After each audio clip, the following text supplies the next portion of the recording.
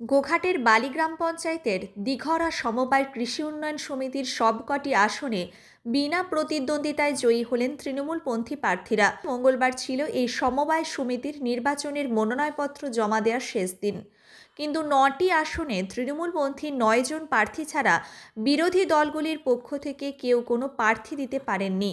ফলে সবকটি আসনেই বিনা প্রতিদ্বন্দ্বিতায় জয়ী হলেন তৃণমূলপন্থী প্রার্থীরা। স্বাভাবিকভাবেই এই জয়ের পর এলাকায় বিজয় উৎসবে মেতে ওঠেন তৃণমূল নেতাকর্মীরা। সবুজ আবির মেখে তারা মিছিল করেন। উপস্থিত ছিলেন গোঘাট 1 নম্বর পঞ্চায়েত সমিতির সভাপতি বিজয় রায়, সহসভাপতি নারায়ণ চন্দ্র পাঁজা, তৃণমূল ব্লক সভাপতি সঞ্জিত পাখিরা, কর্মাধ্যক্ষ প্রদীপ রায়, ছাড়াও পঞ্চায়েত প্রধান রঘুনাথ সাঁতরা, তৃণমূল অঞ্চল সভাপতি সুদীপ বাগ, প্রভাত অধিকারী, মলয় নন্দী প্রমুখ।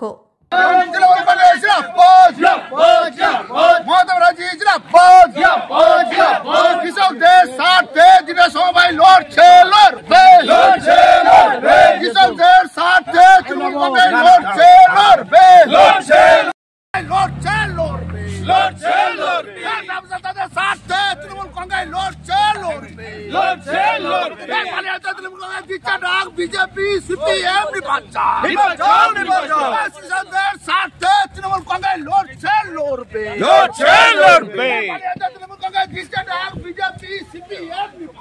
আজকে গোঘাট 1 নম্বর ব্লকের অধীন বালি অঞ্চলে সমবায় নির্বাচন দিঘরা, সেই দিঘরা সমবায় নির্বাচনে আজকে নমিনেশন ফাইল ছিল।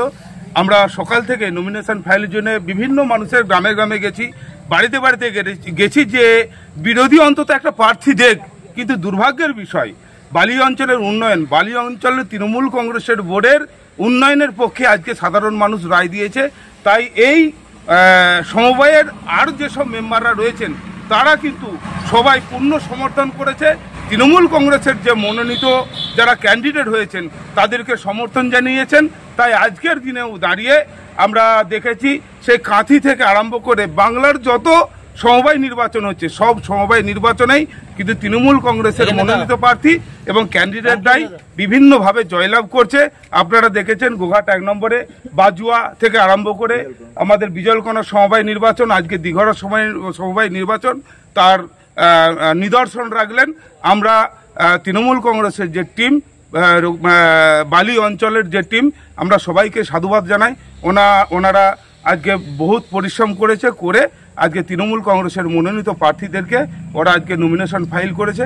এখানে বিরোধীরা কেউ নমিনেশন করতে আসেনি এবং বিরোধীদের আজকের দিনে দাঁড়িয়ে চোখে তো দেখাও যাচ্ছে না। আপনারা জানেন যে বিজেপির বিধায়ক গোঘাটের বিশ্বনাথ কারক, উনি নিরুদ্দেশ এবং ওনার নেতৃত্বে যারা চলবেন আজকের দিনেও নিরুদ্দেশ রয়েছেন। 2026 সালে গোঘাট বিধানসভা তৃণমূল কংগ্রেসের কাছে উপহার দেবার পর তবে আমরা শান্ত হব। ধন্যবাদ, নমস্কার। আজকে গোঘাট 1 নম্বর ব্লকে বালি অঞ্চলের দিঘরা সমবায় সমিতির আজকে নমিনেশন ছিল। এই নমিনেশনে আজকে এই বালি অঞ্চলের কৃষক প্রমাণ করে দিয়েছে যে মমতা ব্যানার্জির পাশে আছে।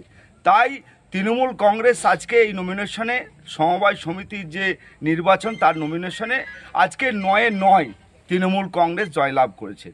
তার কারণ হলো যে বাংলার কৃষক, বালি অঞ্চলের কৃষক, গোঘাটের কৃষক, এই দিঘরা সমবায় সমিতির যে সমস্ত কৃষক দেখেছেন যে বন্যায় পাশে দাঁড়ায় তৃণমূল কংগ্রেস, মমতা বন্দ্যোপাধ্যায়। বন্যার মানুষের অসহায় কৃষকের পাশে দাঁড়ায় তৃণমূল কংগ্রেস, কৃষক বন্ধু। তাদের যে আজকে সহায়তা বাংলার মুখ্যমন্ত্রী করেছেন। তাই বাংলার মুখ্যমন্ত্রীর বিকল্প কেউ নেই।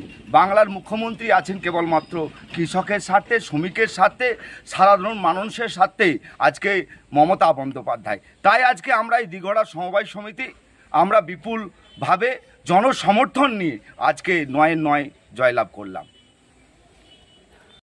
নিউনুর সোফা সেন্টার, এখানে সমস্ত রকম সোফা পাইকারি ও রিটেলে বিক্রয় করা হয়। সমস্ত সোফা নিজস্ব কারখানায় তৈরি করা হয়।